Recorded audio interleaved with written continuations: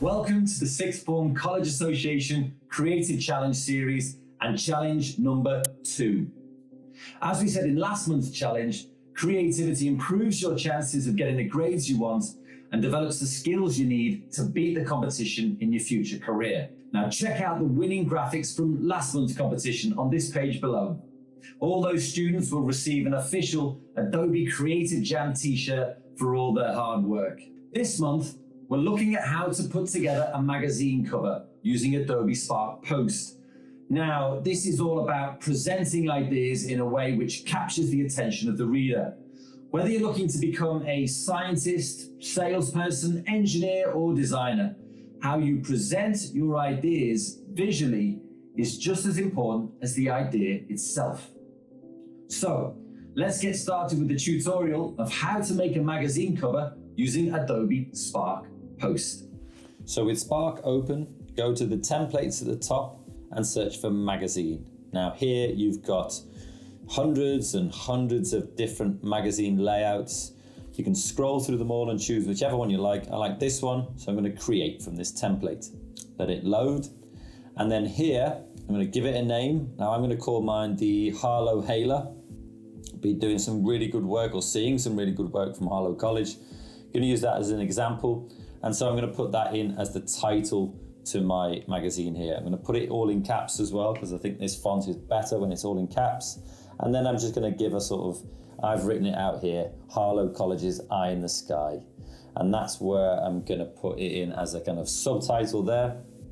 Now, you've got things like the June edition on here. Well, I'll make this the December edition because this is our December challenge for the Sixth Form College Association. And also to kind of balance up the length of text either side of that central little icon there, I'm going to put issue 25. I'm going to put the 25 in words to make it kind of balance a little bit better.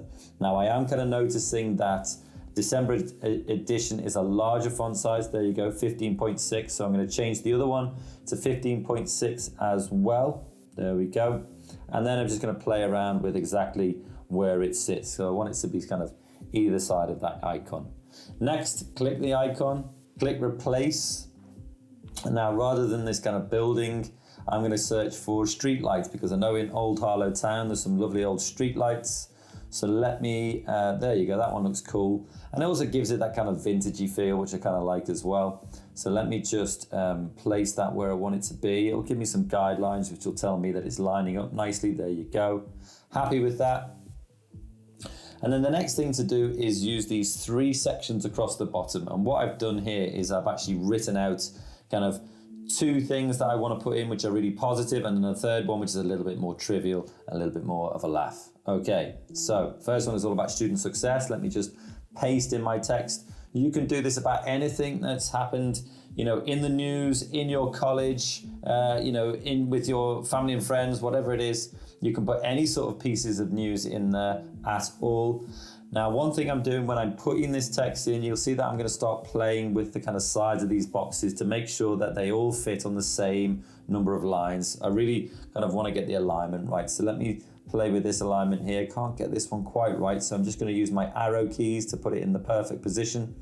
And then with this one, let me see if I can line this up.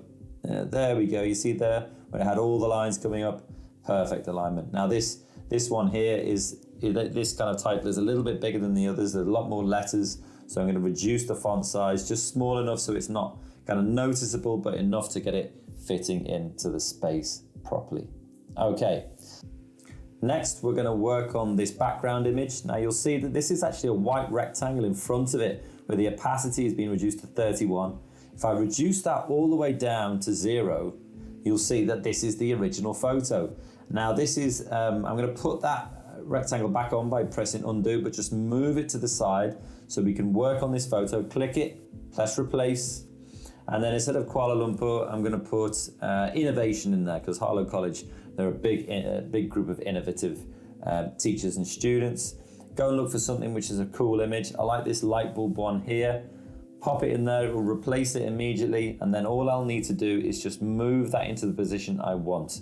So if I move that more into the center, now what I want to do here is see if I can play with the filters on this photo to make the text easy to read. You can see my sort of title text, all that stuff at the top isn't particularly easy to read. So let me just work with the filter. That's a bit better, but you can still see around where it says issue 25, it's a bit obscured. So let me bring this kind of white rectangle, white square, which has the opacity reduced down, and actually reduce it down a little bit more to 15 or 16. There we go, that one works. And then it kind of gives it a nice clear image. Next, I'm going to download it. Press download and select whatever you want. There it is in the bottom left already. And then click share in the top right and then publish. And then you can click link. And that's how you create a link to enter this competition. So copy that link, enter the competition, and there you have it, a magazine in all its glory. Okay, good luck.